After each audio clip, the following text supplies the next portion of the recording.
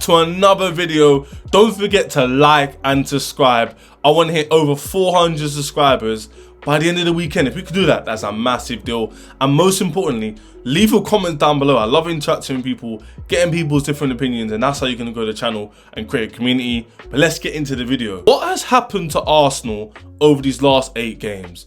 That's the question I'm hearing throughout the whole of the football sphere, all of the content, all online and Twitter, social media in general. Why are Arsenal not performing? Why are they dropping points? Why are they getting so many red cards? The players need to hold a huge amount of accountability. It's not good enough in the past 8 games, the amount of red cards they've had, an example. I'm seeing red cards for negligence, kicking the ball away, Rice being cheeky, tapping the ball away. Then you got the other day, Saliba. There was no need to bring that player down. He's bringing the player down. Why? Just stay on your feet. It's the 30th minute. Just firm it. But no, he decides, oh, it's 0-0. There's pressure. Let me go take him down. No, everyone else isn't that quick. We have time. Worst case scenario, he scores a goal. But let's bypass that. The Trossard decision making in the Man City game. You just nudge Bernardo Silva and then you get the ball away like that. That's not a good idea. Why would you do that? And then you've got the Rice one being cheeky, tapping the ball away that no one's watching you. For me, the players these last 8 games have not been up to level. Declan Rice, Sterling's coming, not doing a good job. Martinelli since last season has been dropping off like a flipping stone in water. He's been poor. And then you've got players like Havertz, who's doing good, but because he's doing good, he stands out and people call him fantastic. He's not been. Saka has been the reason why they're doing so well this season. And when you have players like the Palmers, like the Saka, like the Salahs, they help your team go over the line. And without Odegaard being there, Saka has stepped up. So I'll give him credit, but a lot of the other players are not so good. Even this guy, Gabriel, and Saliba in general have been fantastic, but especially Gabriel, because he's get labelled with the Lozo gene and he's not very good, but he's been stepping up. He's doing well for the team and he stepped up when he needed to. So for me, there's certain players who've done their thing, like the Raya, Salivas, Gabriels and Sakas, but everyone else has been mediocre. And it showed in the points and it showed ultimately in the performances.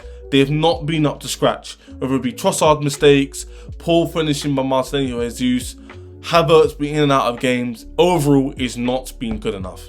A lot of the blame gets put on managers and a lot of blame gets put on the recruitment, but sometimes you've got to bear it back a bit, get back the layers and think, what are the players really doing?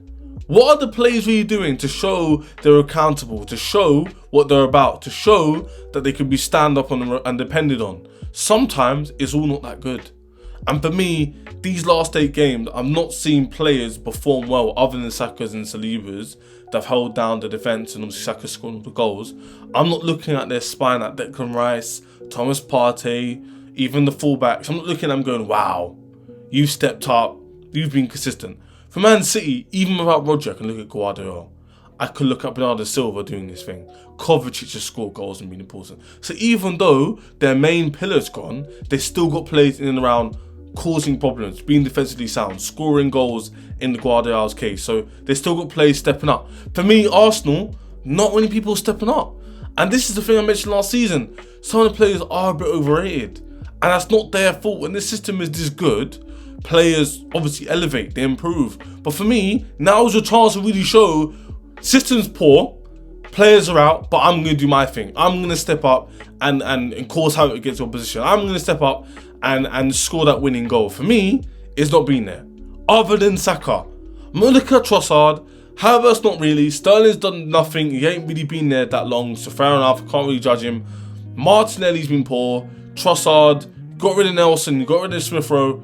Who else is going to step up? Because now Odegaard's out, him and Saka's out, and it looks spooky. In the Liverpool game, for example, he's looking spooky. So for me, yes, it's on the manager who we're going to speak on Arteta to sort it out. But for me, the players who step up, and look at your Rices, look at your Parteys, look at David Raya who did poorly against Bournemouth, and look at the fullbacks. You all need to chip in and help your team. Because if you're aspiring to win the league, there are no passengers. You're 5 years into your rebuild or your process. It's no longer time to be, resting your laurels or feeling sorry for yourself. It's time to step up and deliver. And Arsenal fans watching, you can 100% attest. And even rivals watching who's won trophies before, you can understand that your players, when you need the most, need to step up. Mikel Arteta also has to take a large responsibility. This guy has now been there long enough to understand how things work. So there's no more excuses even this season about, oh, well, we had a red card this game and a red card. No. He's had a red card before. Now it's time to adapt and understand how to learn from your team.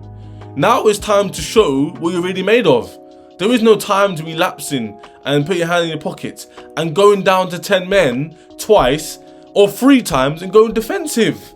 First time against Brighton at home, cool, like you still had chances to win the game, you missed it. The Man City game, I see that as 2 points dropped because you're 1 minute away from winning the game.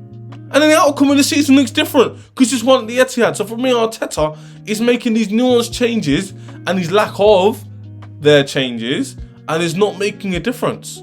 So although, like I said before, the players aren't stepping up, you've still got to do the managerial nous. You still got to make better decisions when you have 10 men. You still got to be more disciplined. When you're telling your players do dark arts and kick the ball away, at least be subtle about it. Man City are the dark art kings because they're subtle. They don't pull it in your face. They're not pulling it in your face like, oh yeah, we're doing this, we're doing that. It's tough to do it consistently and not get caught. And Arsenal, they're not finding the right balance right now. They're not. So for me, they need to find the right balance. And now Arteta is the pioneer of that. He needs to tell them, yo, you lot, we're going to do our thing. We're going to be bullies, but we're not going to make it too known. We're going to kick the ball away here, but we're going to be very subtle about it. And they also find making excuses. You don't get 3 red cards out of 8 by accident. I'm sorry, you just don't. You don't get 3 red cards out of 8 by accident. That's clearly an issue with your manager. He's not getting it across. And the tactical decisions he's making, playing 3 DMs versus Bournemouth, going ultra defensive against Bournemouth and Man City. Yes, Man City have Haaland. They've got world-class players in there. But bro, did you really think you were going to survive the whole half sitting back and be hunky-dory and get 3 points? No. At least go for it. And in the game, you're like, no, it's alright. No, in hindsight, the way Man City have been playing, with 10 men, you never know what could happen. Yes, don't play a high line and go for the game. You got 10 men, but you don't sit 10 men behind the ball. So there's a balance. And for me, Arteta right now, he's not getting enough. And the Liverpool game coming up is going to be a fantastic opportunity for everybody to earmark that and go, yo, is he changing his ways? Is he going to make right decisions? Because you've got Moreno there, you've got Partey there, you've got Rice there, who, as a flat midfield, aren't great. Are you going to play Ranieri? Are you going to trust other players moving forward? Odegaard apparently is not back to December, so what are you going to do about that, Arteta? Are you going to have the knack and then ask for Arsenal Football Club, who's expected to win trophies, go on runs, to make the right decisions? Are you going to do that? This is where your money's earned. This is where you show people where you're at. So for me, Arteta's got minimal excuses, and he's got to do the right thing. I'll come on to, for me, one of the biggest issues. You've got the players, you've got the manager, Arteta, but you have to think about the money spent and the board and the decision making. For me, it's been negligent. They're not doing enough. If they're 100% working rate, Arsenal's working at 93, where they're doing enough to be competing, but they're not getting the 5, 6, 7% over the line to win. And ultimately, that could be the difference between you getting first and second. And as we've seen in the last few years, that's what's happened. This is what happens when your team doesn't invest properly. They're not doing enough to get over the line. Every single year, I'm hearing Arsenal fans say the same thing. Yo, we need more players. We need a striker. We need a centre-back. Why don't you buy them then? What are you waiting for? Because I'm seeing the same thing and hearing the same rhetoric, and you're not winning any trophies, but people are still hunky-dory and happy that Arsenal are going in the right direction. You might be, but that direction might be 92%. You need the 8% to win trophies. Premier League and Champions League don't just come at your lap because you're flipping, pause by the way, because you just, you won a few chances to win those and you're doing well in the league and you play good football. No, you need to show consistency inside the play. You need to show consistency in your depth. When Odegaard drops out, you've got a decent replacement. Not like for Saka's and Odegaard sleepers. They're top class players. They're hard to replace. But in terms of, you have quality, adequate quality to come in. Players to fill off the bench. Players to compete. That's why at Chelsea, people will see a trajectory because they see, oh, well, they got Neto. They got Madueke. They got Felix. They got Nkuku. All can play on the wings. They got Palmer. All the players can play on the wings. So all that wing position now, this competition. Fullbacks. You've got Viego. You've got Cucurella. Chilwell's gone now. You've got James. You've got Gusto. Atrapong, the young guy. So there's competition. Arsenal, for me, lack that. And that's going to be the difference in pushing your players, in bolstering your squad, in going for 4 trophies. There's no coincidence they don't have good depth when they don't win trophies. Look at the last 2 years. They've not even reached finals.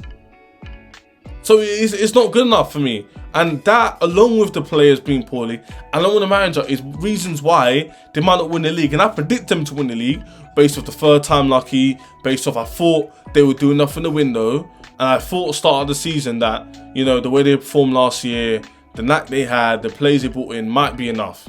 But even then, I wasn't really convinced. It was only on the basis that Man City would fall off a bit, which they are playing poorly. But yet, Liverpool, Man City is still above you, Arsenal. With those 3 things in mind, Arsenal need to look to make sure the next few games against Liverpool, Newcastle and Chelsea that they're getting maximum points if possible, because you can't be 7, 8, 9 points behind Liverpool, Man City this early in the season. You can't be.